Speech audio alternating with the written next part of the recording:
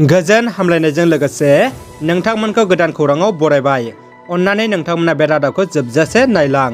लोगोसे भिडिअखौ like, comment, share आरो चेनेलाव गोदानै फैदोंब्ला साबस्क्राइब खालामनो गुरै खावलायबाय। दानिया फैदो लोगोफोर रादाबखौ मिथिलांनि। गोजोनथाव खौरां, साइन्स कलेज क'क्राझाराव ग्रेड 4 नि साख्रि ओंखारदों। गोसो गुदुं बिजाथिफोरा 15 मार्चनि सिगां आर'ज गथायनो हागोन होनना साइन्स कलेज क'क्राझारनिफ्राय अफिसियेल नटिस होदों। नोंथांमोना आबुं बाथ्राखौ मिथिनो स्क्रिननि सावगारि लिरनायखौ नायनो हागोन। थांनाय 26 फेब्रुआरियाव अदेबानि मैया डिब्रुगड़ जिल्लानि नाहरकटिया बामैपिर कका नीलमणि फुकन फोथाराव खुंनाय श्रीमन्त शंकरदेव संघनि 91थि बोसोरारि जथुम्मायाव आसाम बिधान सभानि बुंथिगिरि बिथां बिस्वजित दैमारिया बाहागो लाना गोजोननाय मोन्दों होनना फोरमायदों। महापुरुषनि बोरजों शंकर संघनि जोहै जोंनि सुबुं समाजनि सानफ्रोमबो जिउआव मोनफ्रोमबो बिथिङाव बिहोमा होबाय थानो हाथों, बेनो आंनि हास्थायनाय होनना दाजाबदेरबावो। भारतारिफोरनि थाखाय गाहाम खौरां, इउक्रेनाव थानाय भारतारिफोरखौ हादर फारसे लाबोनाय खामानिया जागायबाय।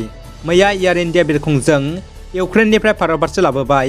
इउक्रेनाव थानाय फरायसा, फोरोंगिरि आरो साख्रि मावनायफोरखौ मख'नो गोनांदि भारत सोरखारा रुसियाजों सावरायना बे गोख्रों थांखिखौ लायो। भारत सोरखारा हादरनि गासै नोगोरारिफोरखौ हादर फारसे लाबोनो थाखाय खामानि मावनाया बे समाव गोख्रों सोलिबाय। गुबुन फारसेथिं रुस आरो इउक्रेननि दावहाया दासिमावबो गोख्रोंसिनसो जादों। दरनैबो हादरा दावहानि फेर मारिदों। मुलुगनि गोहोगोरा हादरफ्रा इउक्रेननि जानानै रुसियानि हेंथायै दावहा फोसावनायखौ नुनो मोन्दों। मुलुगाव थामथि मुलुग दावहाया जासिगोन नामा? बुहुमा जोबस्रांनाय फारसे फैबाय नामा? गोबां गोनो गोथो सोंलु सोमजिदों बुहुमनि सुबुं माहारिनि गोसोआव। दानिया फैदो गुबुन मोनसे खौराङाव। एबसुआ अरायबो हारियाव खहा जायै खामानिफोरखौसो मावो बुंदों खनेन्द्र बसुमतारिया। सनितपुर जिल्ला एबसुनि 49थि थान्दै जौखोन्दाय लोगोसे आगु सनाथि मायथाइ फोरबो फालिथायखौ साननैनि हाबाफारिजों हुग्राजुलि दख'रानि बेन्दोङाव थानाय खावब्ला गेलेग्रा फोथाराव खुंफुंगासिनो।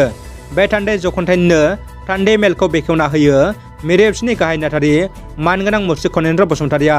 थान्दै मेलनि बेखेवगिरि महरै बाहागो लानानै बिथाङा आफादारि बिथिंनि सायाव गुवारै बिबुंथि लाखिना एबसुआ अरायबो हारियाव खहा जायै बायदि खामानिफोरखौसो मावो होननानै थांनाय 52 बोसोराव हारिनि थाखाय गोबां खामानि मावबोबाय होननानै फैबाय थानाय समावबो गेरेमसा माहारि दानो एबसुआ गोबां खामानि मावनांगौ दं होननानै गावनि बिबुंथियाव बुङो। गासै बिटिआरनि गुदि फरायसालि आरो गेजेर फरायसालि टेट उथ्रिनाय बिजाथिफ्रा मैया गसाइगावनिफ्राय बिटिआरनि गाहाय मावफुं सोद्रोमा प्रमद बर' बिथांनिसिम गोसोखां बिलाइ दैथायहरदों।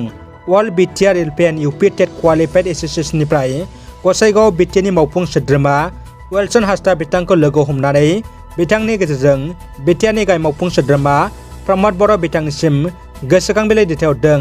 गोसोखां बिलाइखौ माखासे आयदाफोरखौ लानानै दैथायहरनाय जादों होनना टेट उथ्रिनाय बिजाथिफ्रा मिथिहोदों। आयदाफोरनि गेजेरावनो मख'नो गोनां आयदाफोरा जादों रायजो सरकारा टेट आनजाद खुंनानै फिथाइ फोसावखांनायनि उनावनो टेट फोरोंगिरि थिसननायनिबो हाबाफारिखौ आखायाव लाबोदों।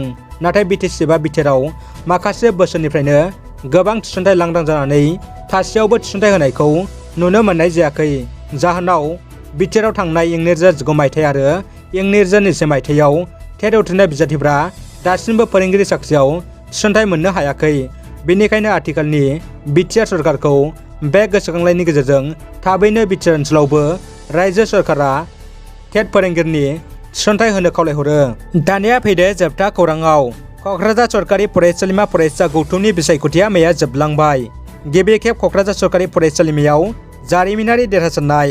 मख'नो गोनांदि एबसुजों मदद होजानाय टीम इउनाइटेड हानजाया देरहासार जाबाय। गाहाय नेहाथारि महरै देरहासार बसुमतारिया गोदान गाहाय नेहाथारि महरै सायख'जायो। रादाबा एसेनोसै लोगोफोर। रादाबखौ जोबजासिम नायनायनि थाखाय गासिनिसिमबो साबायखर आरो गोजोन हामलायनाय थाबाय। जै बर' हारिनि गोजोन्थों।